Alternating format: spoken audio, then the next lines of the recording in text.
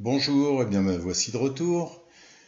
Voilà la nouvelle machine que vous aurez à réaliser.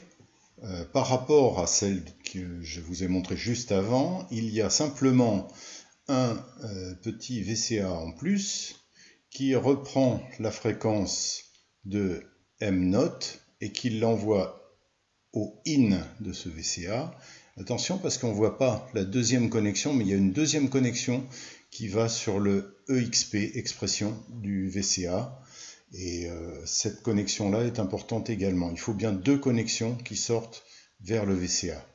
Ensuite, la fréquence de ce VCA, la sortie de ce VCA sort sur la fréquence du VCF.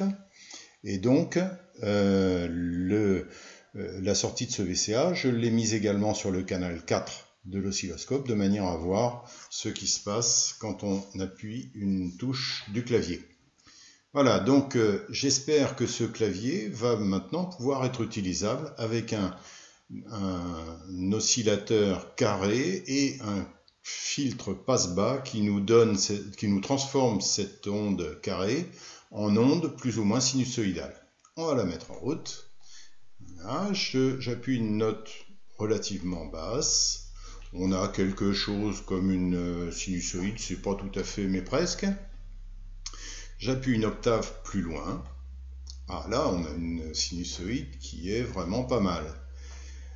Et on remarque que l'amplitude n'a pas changé. Je fais une octave de plus. On a toujours une sinusoïde et on remarque également que l'amplitude n'a toujours pas changé. Une octave de plus, l'amplitude ne change toujours pas. C'est magique.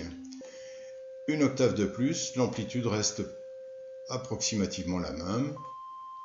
Et voilà, on a un instrument qui maintenant, avec son low pass filter, est tout à fait utilisable.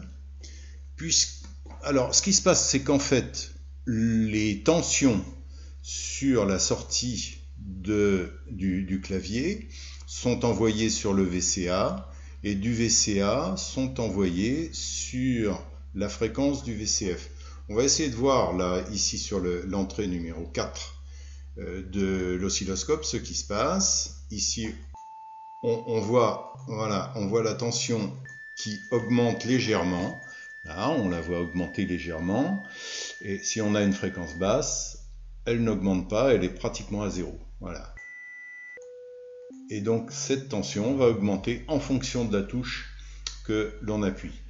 Le gain de ce VCA, c'est un élément très important puisque c'est lui qui va déterminer la quantité de tension que l'on va envoyer sur l'entrée fréquence du VCF, et c'est cette quantité de tension, de voltage en anglais, sur le VCF qui va déterminer son centrage sur la bonne fréquence pour que notre sinusoïde reste sinusoïdale.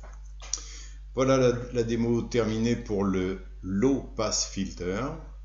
On va aller tout à l'heure vers autre chose de plus compliqué peut-être. Non, même pas. Ce sera le high pass filter. Voilà, à bientôt.